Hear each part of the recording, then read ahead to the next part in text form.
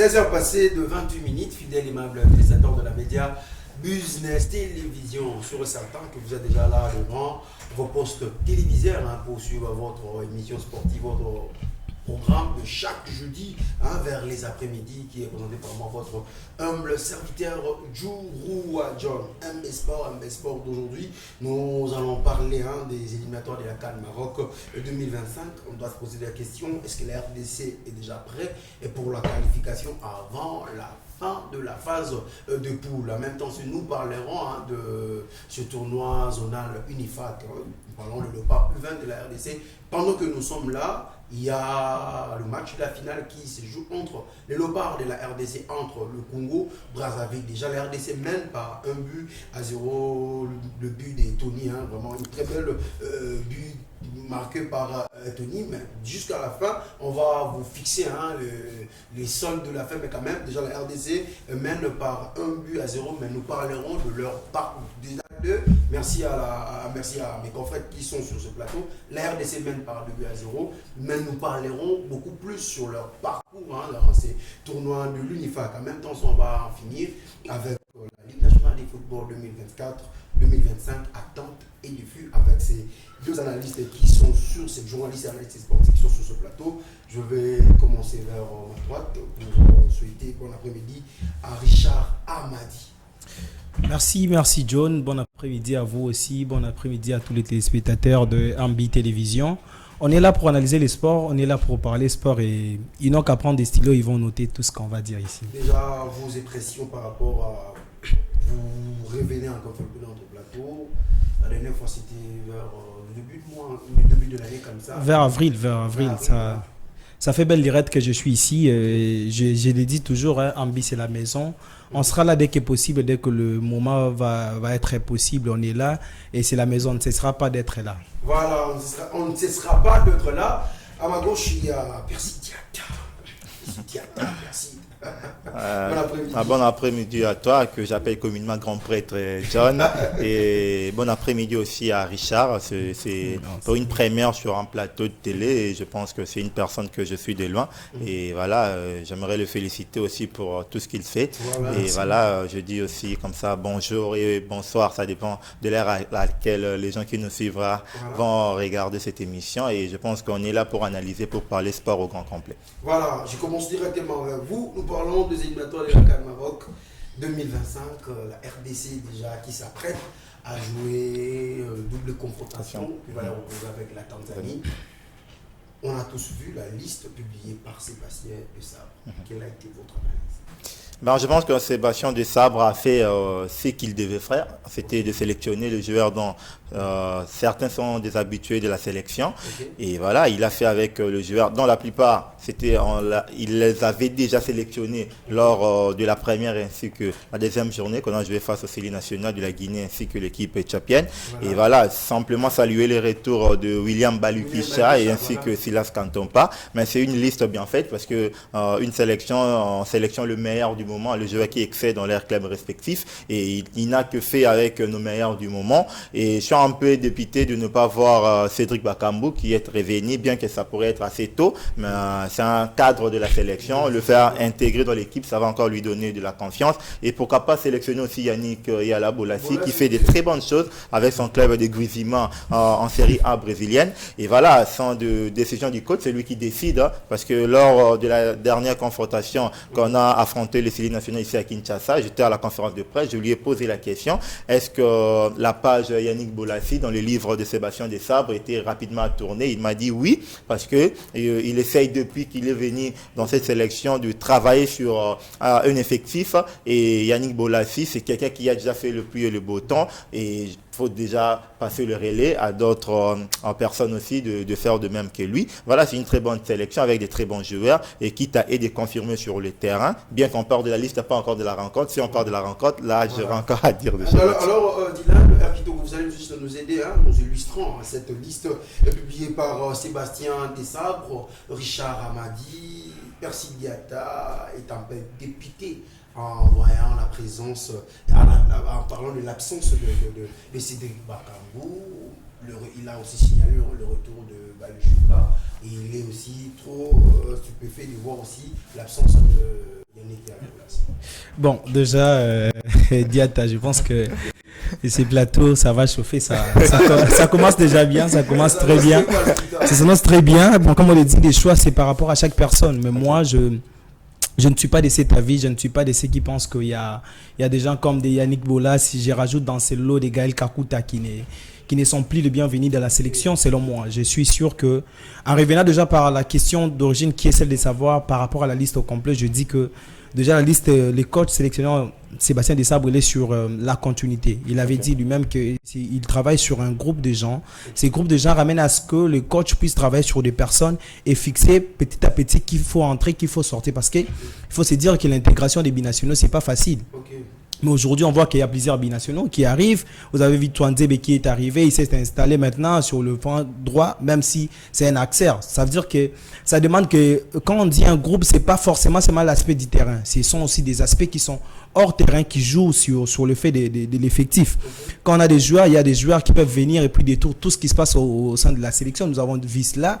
Nous avons vu avec le Cameroun, ça s'est passé notamment comme ça. Vous pouvez avoir des joueurs très brillants, mais quand il n'y a pas une famille, parce que l'équipe ou l'esprit que Sébastien Desabre essaye de mettre dans cette équipe de la RDC, c'est rendre cette sélection comme une famille. Vous voyez, ça se fait pareil avec les équipes comme l'Argentine qui l'a fait aujourd'hui. Personne ne se plaint du fait que Messi est âgé ou quoi, mais on essaie de jouer sur le collectif. Chez nous, on n'a pas déjà de big stars.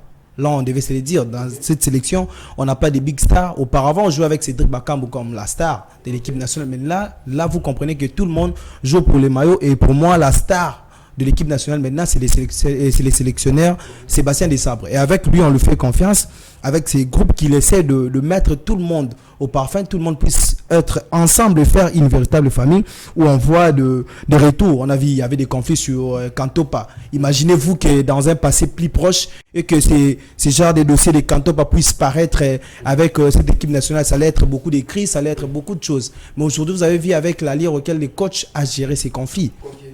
Et que par rapport, vous avez quand on parlait des retours, c'est-à-dire que c'était juste des petits malentendus qui s'étaient faits, mais maintenant l'équipe est au retour. Maintenant, parlons des joueurs ou des autres personnes que je peux regretter. Moi déjà, le fait de dire Cédric Bakambu et Yannick Bola, c'est Cédric Bakambu, je n'adhère pas à cette idée. Pourquoi? Parce que aujourd'hui, Cédric Bakambu devait déjà s'imposer avec son club de bêtises. Ça veut dire qu'il y a beaucoup des aspects. Il y a l'aspect, les gens oublient beaucoup l'aspect où il y a l'équipe nationale qui existe. Il y a aussi les clubs qui nourrissent les joueurs, qui paient les joueurs chaque mois. La sélection, c'est pour servir la nation. Mais il y a d'abord les clubs qui devaient bénéficier. Et Cédric vient à peine de retourner. Et ça sera vraiment très très tôt, même si vous souhaitez qu'il puisse être là. Mais je pense que Mayel ainsi que SND font déjà bien le boulot. Il peut rester là pour moi-même. Il peut se dire comme les Antoine Griezmann, laisser la sélection. Parce que avec des blessures, avec l'âge, ça sera difficile de faire des voyages et revenir, s'intégrer dans l'équipe. Ça sera de difficulté. Pour le bien de Cédric Bakambu, je pense qu'il peut quand même attendre et revenir vers la fin pour continuer avec la sélection. Certes, comme vous le dites, qu'il ne faut pas ignorer le fait d'avoir des cadres. Mais des cadres, c'est bien, mais je ne trouve pas aujourd'hui l'importance d'avoir une personne comme Gaël Kakuta. Certes, c'est mon avis, mais Gaël Kakuta, je ne trouve plus l'importance de l'avoir dans la sélection. Tant que vous avez un joueur comme Théo Bongonda qui peut vous jouer comme ailier, il peut vous jouer comme un numéro 10. Et vous pouvez avoir aussi William Balikisha qui est des retours, qui en fait. Il peut vous jouer aussi comme numéro 10, ou voir même Noah Sadik qui peut monter d'un cran, ou encore Edo Kaembe qui évolue sur l'autre écran maintenant qui est numéro 10. Vous avez vu l'effet qu'il a fait lors de notre match ici au stade de Martyrs. Ça veut dire qu'aujourd'hui, tellement on pourrait se dire que on peut s'en passer des services de Gaël Kakuta. Et vous avez vu tout le match que Gaël Kakuta fait, c'est que ça donnait. Il n'était pas au cran, il n'était pas au niveau, il est parti au niveau d'Iran. Vous comprenez qu'il a changé des championnats et avec l'âge, 33 ans déjà, s'il avait la bonne volonté, il pourrait se dire que j'arrête avec la sélection et partir avec honneur. Avec le temps, il faut faire place plutôt aux jeunes. Et je pense que ça sera temps de faire place aux jeunes. Ouais, en restant juste pour réduire sur ce que Richard a dit, sur le plan de Gaël Kakuta, là je suis tout à fait d'accord avec lui, parce que pour moi, je pense que Gaël Kakuta n'a plus l'âge de faire d'abord 90 minutes sur un terrain de football. Mais encore que le contraire dans le dernier cas quand même. Bah oui, mais Si, ça, mais l'État évolue. Voilà, l'État évolue, autre temps, autre meurtre. Aujourd'hui, on n'est plus dans cette philosophie de choses où un joueur, même ici, il dépasse les trentaines, on doit toujours le faire jouer parce que il a voulu représenter la sélection nationale et tout. On ne doit plus faire des cadeaux. Il a déjà accepté de jouer pour la RDC, c'est bon déjà, c'est tout. Mais là où je suis pas tout à fait, un tout petit peu pas d'accord avec lui parce que quand il a parlé de privilégier les côtés sport et puis extra-sportif, moi je parle plus sur le plan global. Quand on dit une sélection nationale, ça veut dire sélectionner ceux qui excellent dans leur club respectif. Là, Yannick Bolasie, Yala fait des très bonnes choses. Quand vous voulez comparer ce que fait Yannick Bolasie et ce que fait, je prends par exemple Shadrack Akolo ou bien... Mais Shadrack Akolo, c'est le meilleur buteur de binationaux, oui, présentement. Oui, dans son club de Saint-Galais. Je parle plutôt de Elia Meshak. C'est le jour et la nuit. Voilà, ça veut dire qu'à un moment donné, il faudrait aussi savoir récompenser ceux qui font des très bonnes choses dans leur club respectif. Pourquoi? Parce que dans cette même optique, qu'on veut récompenser des joueurs comme Gaël Kakuta, les sélectionner même quand ils sont en dessous de leurs moyens, on doit le faire pareil avec Yannick Bolasie parce que ce sont des joueurs qui ont accepté aussi de porter le couleur national. On ne récompense pas, Diata, on ne récompense pas. On essaie juste de garder l'esprit de ceux qui sont des anciens pour essayer de diriger les jeunes. Ils ne sont pas récompensés. On essaye avec les de garder l'esprit de l'équipe nationale. Avant de parler sur le plan technique et tactique pour ces matchs contre la Tanzanie, il y a plusieurs bouches aussi qui montent au créneau en parlant de la présence des Chancel Mbemba. Ils se disent que non, mais quand même, il ne joue pas. Je vous donne quelques minutes. Vous êtes expert dans ce domaine. Pourquoi Chancel Mbemba qui ne joue pas, mais il est appelé avec l'équipe nationale. Si on doit s'atteler sur le fait qu'un joueur ne joue pas dans son club et que ce dernier ne doit pas être appelé en sélection. C'est ce que vous venez d'évoquer. Hein? Oui, mais il faudrait pas que je dise une chose avec son contraire. Voilà. Je vais essayer de faire Lucie depuis correct avec moi-même. Et si on doit simplement s'atteler sur cet aspect-là, dans notre sélection, on doit voir beaucoup de joueurs ne pas être appelés, parce que la plupart de nos joueurs aussi ne sont pas titulaires dans leur club actuellement. Je prends le cas de Meshak Elia. Ils ont joué face à FC Barcelone. Ils n'ont même pas pu se réchauffer pour entrer sur leur DG. Ça veut dire que dans ce sens-là, je dis qu'aujourd'hui, Chancel Mbemba, c'est un cadre de l'équipe, c'est lui le capitaine. Il a quand même cet esprit-là de dynamité et puis de donner quand même ces grinta-là à notre sélection, le mettre carrément sur le banc, ça peut poser problème. Encore qu'il n'y a pas aussi un joueur dans son étoffe là pour venir, qui peut venir plutôt le remplacer. Voilà, aujourd'hui Dylan Batoubinfika, avec son club de Saint-Etienne, c'est pas aussi un niveau escompté de match qu'il produit là-bas. Et voilà, Inonga Baka, il monte encore. C'est pas encore les grandes trampes qu'on attend de lui. Chancel Mbemba est important pour notre sélection et ça lui permet aussi à Chancel Mbemba de garder le mental très haut et de manière positive parce que ce qui lui arrive du côté de l'Olympique de Marseille, c'est pas la chose dont on veut tous. Voilà, vous pouvez ajouter quand même quelque chose par rapport à cette Oui, certainement. On dit que la sélection, c'est aussi pour aider des joueurs. Comme les joueurs viennent pour aider la sélection, c'est aussi à la sélection d'aider aussi des joueurs en retour. Aujourd'hui, on va avec les gardiens Dimitri qui montent d'un cran, ou même dans son club de Montpellier, ils sont obligés aujourd'hui de le titulariser par certains matchs parce qu'ils voient qu'il est utilisé en sélection. Et pour ne pas manquer à cela, tout cela compte et cela fait en sorte que Dimitri aujourd'hui est quand même en train de titiller la compte qui est déjà les gardiens légendaires de Montpellier. Mais revenir sur Chancel Mbemba, c'est clair, ce n'est pas une première déjà pour Chancel. Il est en train de vivre des problèmes extra-sportifs, comme je vous ai dit. Ce sont des problèmes certes extra-sportifs qui arrivent à ces joueurs, mais on peut jamais mettre en doute l'apport de Dimitri aujourd'hui au sein de la sélection. C'est déjà les capitaines, on ne change pas un capitaine en dormant et se réveillant déjà. Vous avez vu ce que ça fait par la suite en France. Voilà. Aujourd'hui, Antoine Griezmann a laissé, mais si on pourrait voir des autres aspects qui sont par rapport au fait qu'il puisse avoir sa retraite rapidement, c'est parce qu'il y a eu Kylian Mbappé qui a eu le brassard au détriment de lui. Parce que s'il était capitaine, il n'allait pas prendre sa retraite maintenant. Donc c'est pareil avec Chancel Mbemba aujourd'hui, et ce n'est pas une première fois que Chancel Mbemba puisse vivre ce genre de événements. Mais je ne suis pas sûr si cette situation persiste, que c'est passé.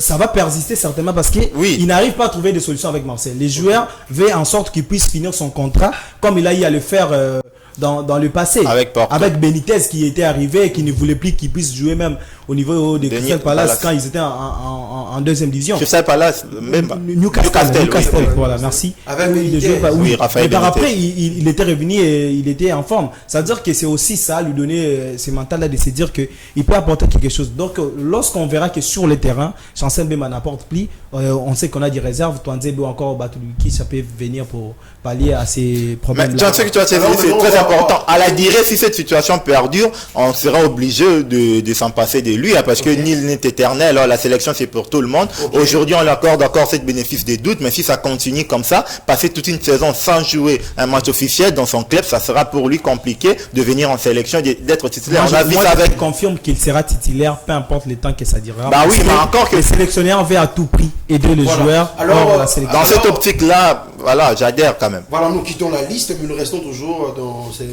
éliminatoires du CAN Maroc 2025. Parlons maintenant de ce La match, rencontre, ok. dans ce double confrontation entre la République démocratique du Congo et la Tanzanie. Comment voyez-vous déjà ces matchs? Parce que apparemment la Tanzanie va venir jouer en revanche. Vous nous dites cela.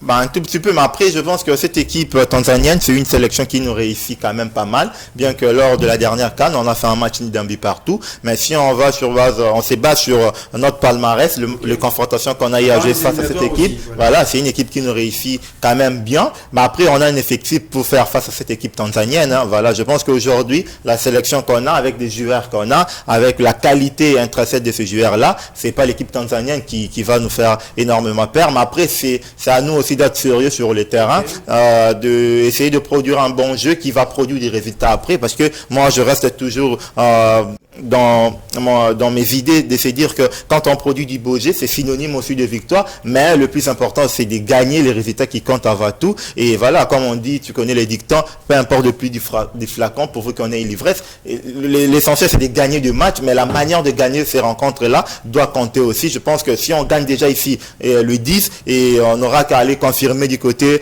du stade Benjamin Paka à Dar es Salaam face à cette équipe. Et ces des rencontres-là sont des matchs qui comptent, mais c'est pas des rencontres décisives pour la suite de la compétition. Bien que si on gagne en aller comme au retour, on va déjà prendre une sérieuse option pour la qualification de la prochaine CAN. Richard Amadi, voyez-vous la RDC être prête de gagner déjà ces matchs, ça c'est 2 matchs qui sont déjà importants pour sceller leur qualification? Et certainement, en tant que patriote, déjà, je dirais oui, parce que je peux en d'autres termes que supporter la République démocratique du Congo. Mais car c'est là, il ne faut pas prendre aussi les sursauts d'orgueil comme je l'attends dans le propos d'Ediata, de se dire que cette équipe-là ne nous persiste pas, c'est déjà gagné d'avance. Non, avec les éliminatoires, côté Afrique, c'est toujours compliqué, tout est imprévisible.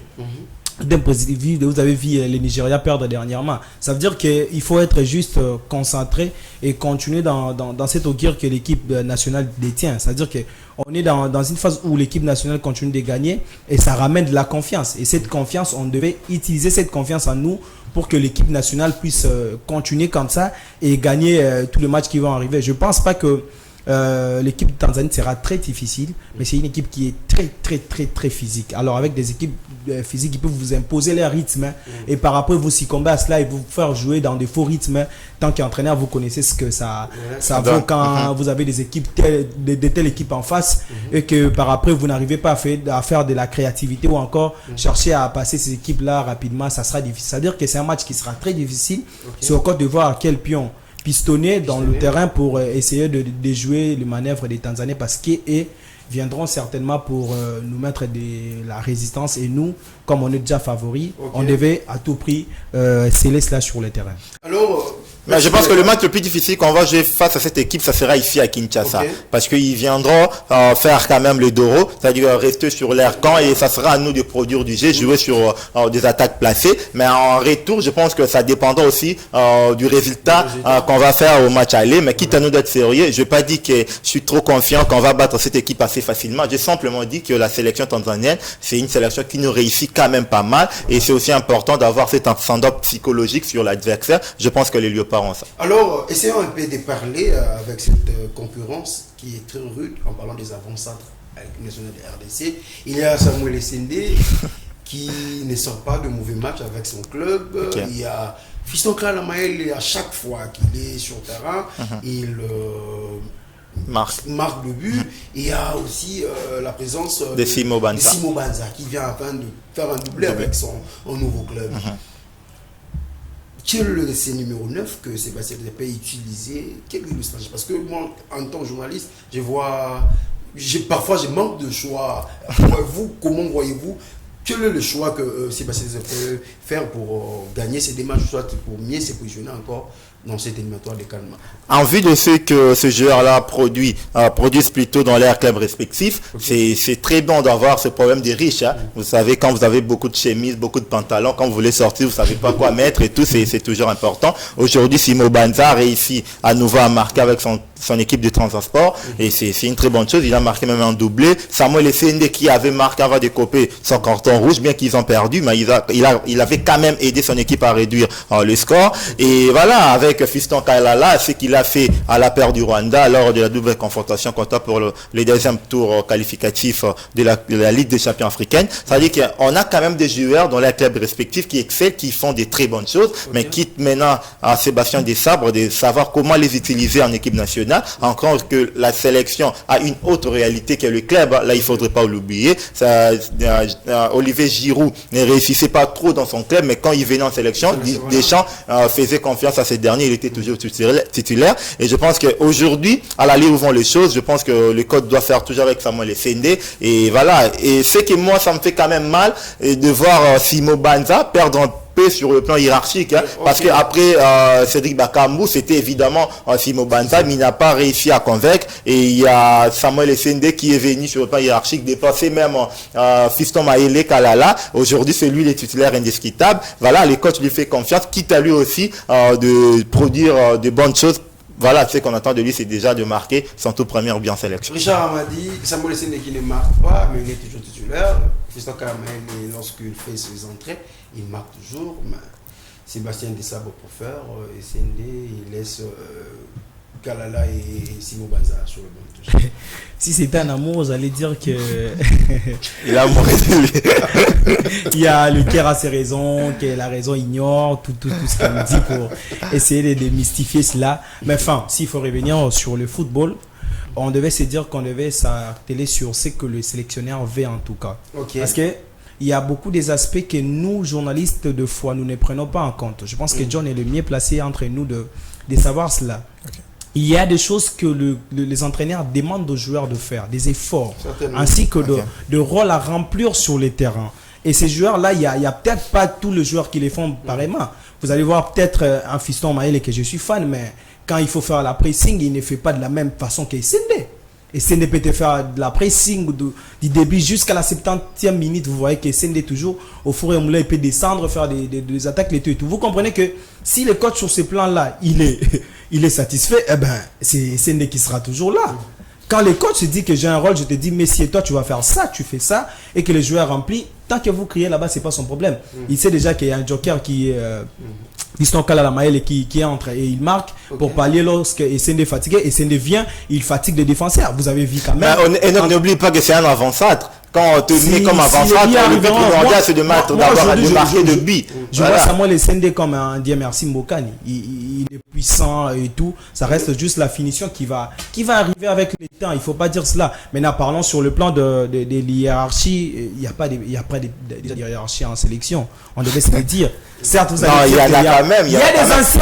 Il y a des joueurs capés. Voilà, aujourd'hui, tu as parlé d'Antoine Griezmann. Voilà, sur le plan hiérarchique, il devait bénéficier du bon sens. Vu qu'il n'a pas bénéficié de ça, il a quand même fait le coup. Je rebondis sur ce que vous avez dit attaquer. Il y a des joueurs qui sont meilleurs pendant ces moments-là qui devaient jouer. Vous l'avez dit. Et c'est comme ça. Et aujourd'hui, entre Fiston Kalamael et Essendé, on est d'accord que le coach préfère Essendé parce que ce que le coach lui demande, il est en train de le remplir pleinement. Et donc tu veux me dire que le coach demande à Essendé de faire du pressing mais de ne pas marquer de but. Jamais peut lui dire ça. Il dit de faire l'essentiel et il n'arrive pas à marquer et Kalala marque. Ça reste comme ça, c'est lui qu'on à un moment donné, il faudrait prendre des décisions qui s'imposent. Voilà, il faudrait privilégier celui qui marque ou bien celui qui fait la pression. Avec Giroud a joué la compétition, toute la compétition, il n'avait pas marqué, n'est-ce pas? Du début à la fin, il n'a pas marqué, mais il faisait ce que Didier Deschamps voulait de lui. Et c'est ce qu'il a eu à faire. Et les autres sont venus pour marquer. Il y a ces aspects-là qui sont sur le plan tactique que le coach préfère, et c'est à lui qu'on lui laisse de prendre cette décision-là. La décision revient à l'entraîneur, c'est à lui qu'on devait faire confiance. Lorsque ça marche, c'est que c'est bon. Si ça ne marche pas, par après, on pourrait dire que tiens, pourquoi vous n'avez pas fait entrer à temps? Si on devait dire que les changements ne se font pas à temps, on pourrait revenir sur ça. Mais là, on voit que le coach fait confiance à des joueurs comme Fiston Kalala, peut-être Simo Banza, qui n'entre pas vraiment dans le plat de l'entraîneur. Jusqu'à aujourd'hui, je sens il n'arrive pas encore à s'intégrer. C'est la sélection, c'est ça. Il faut se battre. Et avec les retours de Cédric Bakambu, quand ça sera encore chaud pour lui. Je me dis, qu'est-ce qu'il fera, comme l'a dit Diata, ce sont des problèmes des riches. Il va faire avec. Il va faire avec, voir. Si certainement Simo Banza met la place, il gagne. La place ne s'y donne pas comme ça. Il faut le gagner. Quand le sélectionneur est parti convaincre Simo Banza, je dis Samuel Essende, il avait dit certainement que tu joueras. Et vous voyez combien Samuel donne sur le terrain. Et moi, je suis d'accord avec les sélectionneurs tant que ça marche. Et c'est que Essende fait sur le plan de G. Les billes vont venir avec lui. Jusqu'à pour rassurer énorme, j'avais regardé le match d'Hambourg face à l'équipe, je crois, de Borussia Mönchengladbach. Ils ont perdu à domicile 3-2. Mais ce que je vis, Essende avait marqué d'abord le but avant de copier de son carton rouge. C'est un très bon joueur. Et quand vous voyez un joueur pareil, vous jouez sur un championnat européen, un football purement professionnel, je me dis qu'ici, ça lui manque simplement de but. Je crois qu'il il est venu vraiment ici, il devait s'acclimater et puis savoir comment ça se fait ici en Afrique. Il faut pas oublier cet aspect aussi que ce sont des joueurs qui ont évolué plus en Europe et que le football africain c'est très compliqué. Très compliqué, où on vous laisse pas le temps de respirer, vous avez du marquage à la culotte tout le temps, donc il faut s'y faire aussi. Et aujourd'hui, moi je suis personnellement convaincu de ce que fait Essende. Je pense qu'avec le temps, il va surprendre tout le monde. Voilà, c'est un problème de riche. Voilà, nous restons toujours avec les nationales de la RDC, cette fois-ci maintenant, pour parler de Leopardo U20. Leopardo U20, déjà, il nous reste 2 minutes. Le Leopardo de la RDC mène par 2 buts à 1. Je parie même, moi je parie même. Je vois déjà cette équipe de la RDC être sacré champion de ce tournoi INIFAC et en même temps s'être qualifié dans le prochain CAN. Quand même, Percy Diata, nous parlons de ce parcours. Pouvons nous dire que c'est un parcours très mérité ou soit il y a eu la facteur chance?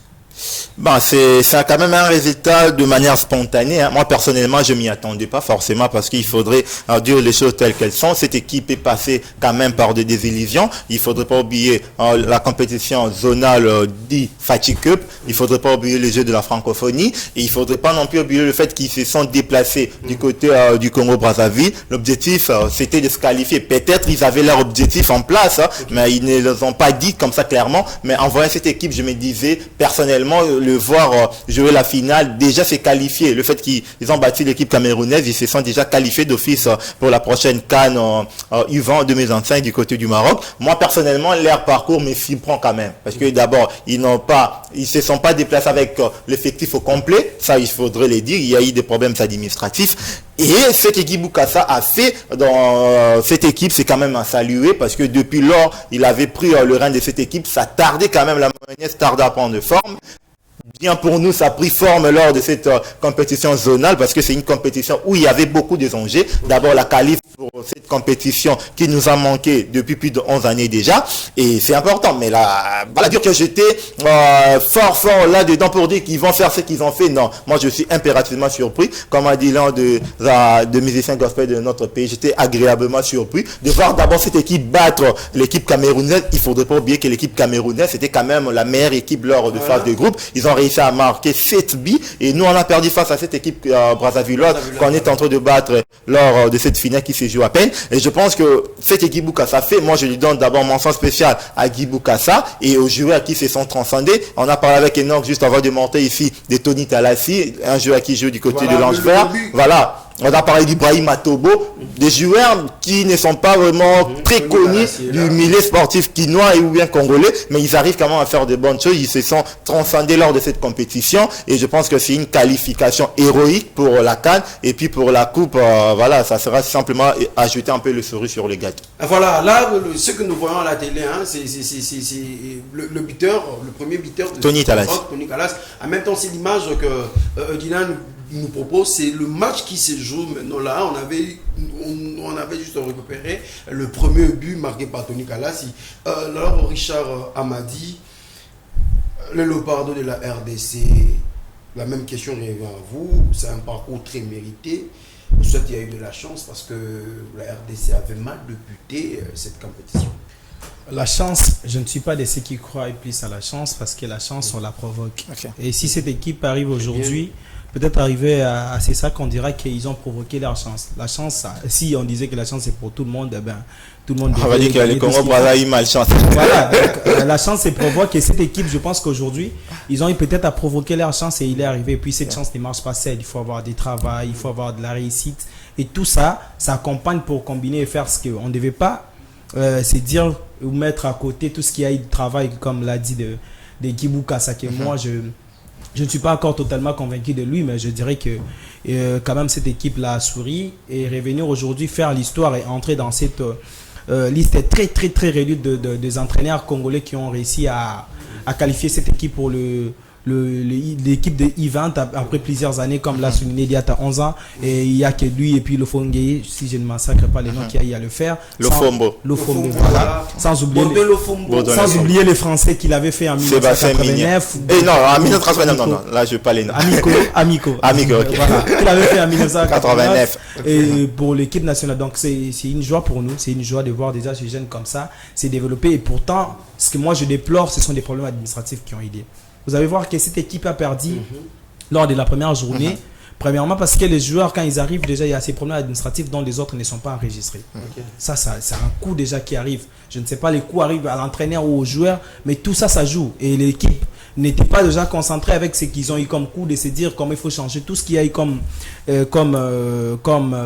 ligne de conduite de la tête, de se dire je vais aligner telle personne et voir par après ça déstabilise. Ça déstabilise et c'était logique de perdre, mais j'avais vu que l'équipe a quand même bien joué et ils ont perdu avec manière contre nos voisins qu'on est en train de battre présentement. C'est déjà fini, qu'on a gagné présentement. Ça veut dire que l'équipe s'est ressaisie par après. C'est pas la chance, mais l'équipe s'est ressaisie. Vous avez vu comment ils ont gagné avec manière, avec des joueurs comme Mavoutou qui a donné une frappe qui est sortie du ciel pour crucifier les gardiens. Et vous avez vu aujourd'hui, le but de ces tournois, ce n'est pas seulement aussi de ne fils que jouer pour la qualification, mais aussi de se vendre. Et vous avez vu des joueurs qui sont vendus. Vous avez vu que lorsque le joueur comme Ibrahim Atobo qui est arrivé à la deuxième journée, qui a été directement sacré meilleur joueur du match, vous avez vu comment il a carburé. C'est un joueur que nous qui suivons la Ligue d'Afrique, on sait combien il est fort avec les aigles. Il a massacré Joey Samapeko.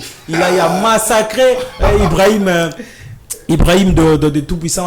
Même Maté sur le club Monté Mapembe. Tout le monde, même les capitaines de club Monté Mapembe qui est parti Mido, il a été massacré par ces jeunes là. Donc vous allez comprendre que c'est un jeune qui a de l'avenir et qui a fait du bon. Et vous avez vu quand il y a l'effectif au complet, vous avez vu que le coach l'a installé, il est resté titulaire. C'est-à-dire que si peut-être ces joueurs-là étaient là dès le début, vous allez voir que peut-être le tournoi n'allait pas être comme ça. Mais tout ça fait partie des apprentissages qui s'efforcent sur le plan du travail. Et je pense que le coach a beaucoup appris de cela. Et aujourd'hui, on pourrait dire que félicitations à cette équipe, à tout le monde qui ont travaillé sur cet effectif. Mais aussi, il faut se dire, saluer le match érotique qu'ils ont eu à faire. Contre l'équipe face au Cameroun, Diat a évoqué tout ce que comme équipe. C'était l'équipe favori déjà pour la compétition. On a écopé d'un carton rouge assez tôt dans la rencontre, continent à 10 comme ça. Avec ces mentales-là, c'est-à-dire que pour moi, les éloges, je ne le donne pas au coach, mais plus aux jeunes, aux joueurs. Je pense que les joueurs, c'est un peu gentil. Les garçons, c'est quand même le coach qui a qu'est-ce que fait le coach, moi je le dis. Je ne suis pas convaincu. Dans cette école de ces gens-là qui donnent la gloire de ce Leopardo Event à Sébastien Desabre. Non. Voilà. Ça sera une bêtise, excusez-moi les termes, mais ça sera une bêtise de se dire on donne la gloire à Sébastien Desabre. Mais qu'est-ce que Desabre veut faire là? Il est là, certes. Il est là pour accompagner, il est là pour superviser. Parce que c'est lui qui est il est supervisé tant que manager. Il n'était pas venu superviser tant que coach. Il est venu tant que manager de l'équipe nationale qu'il est venu superviser. J'ai vu ces gens. C'est à travers ses idées. Non, mais Richard, non. Sébastien, il était où pendant Fatikep? Il était où pendant le jeu de la francophonie? La personne qui est responsable, la personne qui est c'est Guy Boukassa. Des décisions. Donnez-lui cette mérite-là. Guy Boukassa, et dans les annales, on écrira Guy Boukassa et non Sébastien Desabre. Il faut qu'on enlève de notre tête ces genres de oui, Richard, si tu me permets, Jean Djourou, c'est la même bêtise qu'on a fait en 2013, hein, parce que c'était Lofombo qui avait qualifié l'équipe, mais arrivé là où la compétition se jouait, on a amené Sébastien Migné qui était l'adjoint à Claude Leroy. Voilà, il a tout chamboulé et ça a porté du préjudice à l'équipe. Il faudrait pas donner cette gloire-là à Sébastien Desabre. Il n'y a pas de gloire, pourquoi? Parce qu'il y a eu déjà des stages qui se sont joués. Voilà. Il y a des stages qui ont. Mais je vous parle aussi du Fatikep. Voilà. Tous ceux qu'ils ont fait comme stage. Ils ont joué face au Maroc. Voilà. 13 qu'ils ont eu à faire de stages de Fatikep. Desabre était où? Ils n'étaient pas là, c'est une suite que Guy Boukassa. Desabre, l'équipe de Léopard a prime là-bas, oui, tout ce qu'il fait c'est bien aussi. Il ne faudrait pas voler la gloire à quelqu'un qui s'est battu avec son équipe. Michel Moukindi qui est en direct déjà du Congo Brazzaville, il nous fait voir déjà comment l'ambiance là-bas du côté Congo Brazzaville dans le stade de Massamba a déjà vraiment félicitations à l'équipe nationale de la RDC. Il faut signaler le fait que le groupe des Allez-y les Léopards, ils étaient là dès les débuts. Moi je leur donne coup de chapeau et ils sont partis avec l'air propre fond. Voilà. Dès les débuts soutenir de jeunes, ils ont crié à ce jeune et aujourd'hui jusqu'à gagner, je pense qu'ils sont pour beaucoup. Il y a eu aujourd'hui les matins, les supporters sont allés. Oui. Il y a un grand nombre. On est là-bas à Brazzaville, mais c'est comme si ça se joue ici. Voilà. On a eu un grand nombre de supporters qui est et avec de l'ambiance. Je pense que la ferveur était plus côté du Brazzaville que ici en République démocratique du Congo. La plupart des personnes ne savaient même pas que nos Léopards à nous jouaient cette compétition. Et voilà. Et là, je demande aussi à la FECOFA, bon, les familles qu'on a, aussi de galvaniser le chose côté communicationnel parce que c'est quand même ridicule de voir des jeunes comme ça qui représentent la nation aller jouer comme ça, laisser ces derniers à leur propre tristesse. Voilà. Rapidement pour changer de chapitre. Richard Amadi a évoqué ces problèmes administratifs qui a débuté avec cette équipe nationale de la RDC. Ils étaient au nombre de 20, mais à la fin de compte, on a vu que si c'est 13 joueurs comme ça, vous avez quand même un mot à ajouter par rapport à cela. Bah, c'est quand même ridicule parce que quand ces enfants-là, bon, ces enfants, c'est comme ça, c'est pas de manière péjorative, voilà, Yvan représente la nation comme ça, c'est toujours important de mettre du sérieux et puis le moyen. Ici en République démocratique du Congo, quand même, le football, c'est quand même le sport le mieux sponsorisé du côté du gouvernement, mais il faudrait pas simplement s'arrêter quand il y a Bolassi, quand il y a, bon, excusez-moi, j'aime trop Bolassi, quand il y a Bakambu, quand il y a Balukisha, quand il y a Balukisha et autres, mais quand il y a aussi Matobo, il y a Talassi, il faut mettre le même moyen, le même vigueur que vous mettez du côté de Léopard à prime. Et je trouve ça quand même ridicule, même quand nos Léopard dames jouent, il n'y a pas cette ferveur, il n'y a pas d'engouement, et je trouve que ça, c'est quand même ridicule. On savait déjà que le Yvan va jouer ces tournois-là, pourquoi ne pas se préparer en amont et que de laisser ces derniers aller comme ça, comme si ils allaient faire une compétition dont vous ne prêtez pas fortement attention, mais quand les résultats vont tomber, vous venez pour dire, et vous verrez le ministre des Sports aller accueillir ces derniers au Beach Ngobila lorsqu'ils vont revenir pour dire que non, on s'est battu, et ils mettent ça dans son actif, dans son bilan, alors qu'avant, ils n'ont pas même si faire de choses pour aider ces enfants-là à bien représenter la nation. La présence de Diebi Limbo. Mais non, ça c'est de la même manière qu'on a parlé avec Sébastien Desabre, il ne faudrait pas voler la gloire. Voilà. Les échecs sont toujours orphelins et la victoire à mille pères. Voilà, c'est quand même pas sérieux de bénéficier des choses quand elles sont bien faites, mais de ne pas être avant. Oui, ce genre de mots là.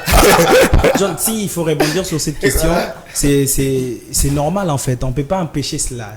Non, ça c'est qu'on a avalisé quand même. On a eu à agir en amont et qu'en aval nous sommes là.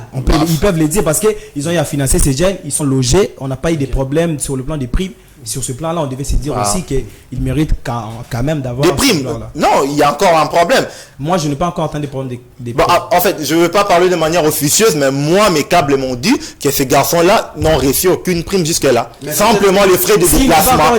Là, ils en auront certainement avec la victoire. Oui. Mais il faut dire sur le plan administratif, ce sont des problèmes qu'on pourrait plus répéter. Certes, il y a une explication qui s'est dit que le tournoi devait se jouer à telle date, qu'il y a eu des changements, qu'il y a eu des changements et qu'on avait plus enregistré les binationaux que les nationaux.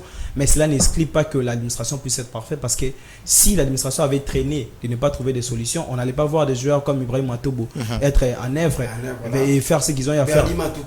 Et tout ça, ils n'allaient pas être en œuvre. Mais aujourd'hui, toute chose concourt à autre chose, parce que quand les nationaux ne sont pas là, ça fait en sorte qu'on puisse découvrir encore l'autre aspect des joueurs nationaux et d'autres talents. C'est le côté positif, mais l'administration devait vraiment tenir à cela, parce que l'administration peut vous coûter très très cher. Nous avons vu des équipes perdre des points, des équipes manquer des qualifications à cause de l'administration. L'administration devait vraiment, moi je le dis chaque jour, l'administration c'est la base de tout ce qu'on voit à l'extérieur, parce que c'est l'administration qui arrive à nous amener des problèmes de changement de nom, changement de date de naissance, ça gère qui coûte très cher. Voilà. Lui s'est dit peut-être que je suis secrétaire. Il y a même des secrétaires de nos attentes sportives qui disent je suis secrétaire, je ne peux que changer les noms des Brésiliens, tel joueur, je peux changer les noms de Moïse, c'est pas un problème. Mais c'est dire que par après ça peut rattraper, parce que l'administration est traçable et que cette administration devait être bien faite pour permettre de permettre de conduire le football et que ça puisse faire de la meilleure façon. Je pense qu'on devait prendre ça comme leçon et que ça ne puisse plus se répéter. Ça sera. Mais il est temps maintenant de se préparer, parce qu'on s'est déjà qualifié pour la prochaine CAN. On sait quand est-ce que ça va se dérouler, tout ce qui va revenir après. Et maintenant, il est temps de mettre le moyen, de mettre le sérieux. Voilà, le problème administratif, que cela ne revienne plus. Et on a commis de bourdes lors de l'année 2013. Il y a un joueur comme celui qui joue au TP Mazembe, il est maintenant du côté de WAC, je sais pas, le gaucher qui joue Arsène Zola, il y a Botaï et tout ça. Voilà, il y avait un problème administratif, parce que ce joueur-là, il n'avait plus 20 ans lorsque la CAN devrait se jouer. C'était avec Sengibié, je pense. C'était avec Sengibié. Le U23, je pense. La qualification de U23. Qui avait avec Muzungu et autres. Voilà, Mokogama et tout ça. Voilà, ce sont des problèmes qu'on doit déjà arranger actuellement, parce qu'avec l'administration ici en République démocratique du Congo, il y a trop de couacs et il faudrait mettre les moyens des stages et tout ce qui va suivre pour que nous n'ayons pas juste à faire de la figuration, mais nous ayons avec un objectif bien précis, c'est déjà atteindre au moins le dernier carré, ça serait une très bonne chose. Voilà, mais nous quand même nous bénéficions de ce très bel travail de Méchac Kelly. On a voulu aussi vous faire vivre ce qui se passe maintenant là, au côté Congo-Brazzaville déjà, la RDC sacré champion. Bientôt là, ça sera la remise de médailles, de trophées aussi. Et également, rapidement, on va boucler ce chapitre pour en finir avec vous, pour finir avec cette dernière thématique en parlant de la Ligue nationale de football saison 2024-2025 avec cette poussière de minutes. Richard Amadi, attends tes défis pour cette saison. Bien. Merci. Non, bien, je dis bien parce que c'est le grand retour de la Lina Foot. Hein. Voilà. C'est notre championnat d'élite. Je ne le prends pas comme si je suis en train d'attaquer directement. Non, je le prends normal. C'est le retour de notre championnat d'élite et c'est le plus grand championnat, on peut le dire, ici en République démocratique du Congo. C'est ce championnat qui permet à ce que les équipes puissent aller en Afrique. C'est-à-dire, si vous jouez bien ici, ça permettra que vous puissiez aller en Afrique. Il faut tenir maintenant compte de ce qui est déjà des attentes. Il y a eu un partenariat qui s'est fait avec les sponsors, que je ne dirai pas les noms parce qu'ils ne sponsorisent pas cette émission. Voilà. Lui qui est venu pour pallier au problème qui était à la Lina Foot. Moi, la première des choses que j'évoque ici, c'est qu'ils ont eu à tenir leur assemblée générale sans pour autant appeler des journalistes. Je ne sais pas ceux qui étaient là, mais moi, personnellement, j'étais là et plusieurs confrères n'y étaient pas pour savoir ce qui était autour. Nous avons eu que les résumés. Et de cette résumé, je ne peux pas m'hasarder pour essayer de dire ce qui est vraiment l'apport que les sponsors vont ramener au sein de notre championnat qui est la Lina Foot. Mais déjà, c'est une bonne chose. On sait tous que s'il est là, c'est-à-dire qu'il y aura un gagnant à la fin, chose qui n'était pas l'année passée. Mais ce qu'on attend plus de la Lina Foot, c'est qu'il puisse avoir vraiment le respect du calendrier. Parce qu'un sponsor, peu importe le sponsor qui arrivera, lorsqu'on ne respecte pas notre calendrier, lorsqu'il n'y a pas de respect du calendrier, les sponsors nous prendront pas au sérieux. Et ça se fait déjà là, on devait débiter, mais il y a déjà l'équipe de Sangabalende qui n'arrive pas à se déplacer. Il y a l'aspect aussi où ces problèmes d'avion, les pays de Lumumba, nous ne méritons pas ça. Ça fait mal. De voir qu'un pays, nous ne puissions pas avoir assez des avions pour se déplacer et tout. C'est déjà des choses qui sont extra sportives qui devaient accompagner la Ligue à bien tenir. Maintenant, s'il faut aller maintenant sur le plan où, à ce qu'on a comme défi, comme je l'ai dit, les défis, c'est d'avoir des moyens de transport, les défis de bien organiser les championnats, les défis que le problème d'arbitrage ne puisse pas reprendre cette année et que le défi est que les supporters puissent être bien structurés et avoir une conscience pour garder nos installations sportives. Nous n'en avons pas beaucoup. Nous avons 6 et 10 Parce que la Liga, maintenant, vous allez casser encore quoi? Nous vous demandons, chers supporters, s'il vous plaît, ne cassez pas les installations sportives, peu importe les résultats dans le football. Maintenant, ce qu'il faut dire aussi normalement, c'est à nous de journalistes aussi de ramener notre ligue, de ramener assez de communication au sein de notre championnat pour que ces championnats puissent s'élever parce que nous avons des joueurs talentueux. Et pour moi, l'objectif que je me fixe, c'est qu'un joueur de notre ligue nationale puisse être au niveau de l'équipe nationale de la RDC. Voilà, la même question revient à vous. Déjà, la Renaissance va commencer avec Asekouya, Tout-Puissant Mazembe avec Malolé. Déjà, qu'est-ce que vous pouvez dire par rapport sur les attentes et défis à relever pour cette saison? Je pense que Richard a été tellement technique et puis tactique. Il a dit des choses sportives. Et moi, je vais essayer de dire des choses... bon, pas tellement extra-sportif, mais je vais essayer un peu de mener mon analyse un peu autre que ce que Richard a dit. Vous savez, ici en République démocratique du Congo, la FECOFA, c'est l'organe technique de notre football, mais le gouvernement, via le ministère des Sports, c'est l'organe politique. Alors, pour qu'un pays marche bien, on doit avoir une politique sportive sur le plan du sport, tout ça. Aujourd'hui, en République démocratique du Congo, nous souffrons de cette politique-là. Parce que pour que les équipes se déplacent, la plupart de nos équipes sont déjà des ASBL. Nos équipes ne sont pas des sociétés. Ça veut dire que pour se déplacer, ils doivent se déplacer avec l'avion de la République. Aujourd'hui, la RDC n'a pas d'avion. Congo Airways n'a plus d'avion et tout ça. Voilà, ça fonctionne plus. Ça veut dire que le vrai problème qui se pose ici, c'est le problème des moyens. Alors pour résoudre ces problèmes-là, le gouvernement doit mettre des moyens pour sponsoriser puis soutenir le football, pour ne pas parler d'autres disciplines sportives. Le gouvernement ne met pas assez de moyens. Vous voyez avec la Coupe du Congo, le gouvernement via le président de la République, il a mis de moyens, 100 000 $ pour les gagnants et puis 60 000 pour l'équipe qui s'est classée en désimposition. Ça fait rêver. Mais aujourd'hui, 150 000 pour les gagnants de la Lina Foot, ça fait pas rêver. Club, si vous demandez au président Madou Djabi, l'argent qu'il a dépensé par le simple fait d'acheter simplement le joueur, le nourrir, le loger, payer ces derniers, ça dépasse déjà les 150 000. Voilà, je n'ai pas dit que c'est rien, c'est quelque chose, mais ça représente quasiment pas grand-chose non plus. Voilà, moi je dirais simplement que le gouvernement, Madame la Première ministre Judith Toulouka Semina, bien que ce n'est pas une émission politique, mais le sport aussi, ça cadre du côté politique aussi, parce que voilà, je touche Maître Didier Boudimbou. Maître Didier Boudimbou, voilà, je vous demande simplement de parler avec Madame la Première ministre, qu'on distribue en termes de cette politique générale publique, l'argent assez conséquent à ton ministère à vous, que vous puissiez sponsoriser au moins le football, parce qu'on est dans un pays où les choses ne se font pas de manière normale. Alors pour que les choses rentrent en ordre, le gouvernement doit mettre des moyens pour sponsoriser le football en attendant les sponsors qui viendront mettre aussi du paquet. Voilà, rapidement pour en finir avec vous cette émission, on a perdu une légende parlant de Mutombo Dikembe. Un mot rapidement pour en finir. Déjà, c'est très difficile. Je pense qu'en perdant ce genre de légendes, c'est pas facile à gober aujourd'hui de se dire qu'on a perdu une légende et être tranquille. C'est lorsque nous perdons quelqu'un que nous nous rendons compte vraiment de combien il pesait, de combien il était si grand pour notre nation. C'est quelque chose qu'on a perdu. On a perdu une très grande personne. Et le vide, je ne sais pas si ça sera comblé aujourd'hui. Ce qu'il faut se dire, il faut lui dire merci de tout ce qu'il a rapporté. Il a eu à ouvrir la porte pour plusieurs joueurs africains, pas seulement des Congolais, plusieurs joueurs africains au sein de la NBA pour avoir cette confiance et d'être traités de la plus bonne manière. Je pense que on dirait qu'il y a une seule chose, que son âme puisse reposer en paix. Bon, sportivement, je ne lui ai pas vu jouer, parce que moi je suis trop jeune, il ne faudrait pas mâcher le mot. Voilà, je ne l'ai pas vu jouer. Je retiens plus son côté humanitaire. C'était quelqu'un qui a beaucoup œuvré sur le plan caricatural. Il y a même un hôpital ici qui porte le nom de sa maman. Voilà, sur le plan sportif, je regrette simplement parce qu'il n'a pas assez investi ici en République démocratique du Congo. Il n'y a pas de centre de formation de basketball et tout ça. Il devait faire le travail du gouvernement. Bah, maintenant, je dis... Il a construit un Boujima, il a fait tout ce qu'il a à faire. Bon, bah, le Barbada, reste une piste. Voilà. Reste une piste à notre légende. Business, télévision. Mais on n'a pas assez tardé.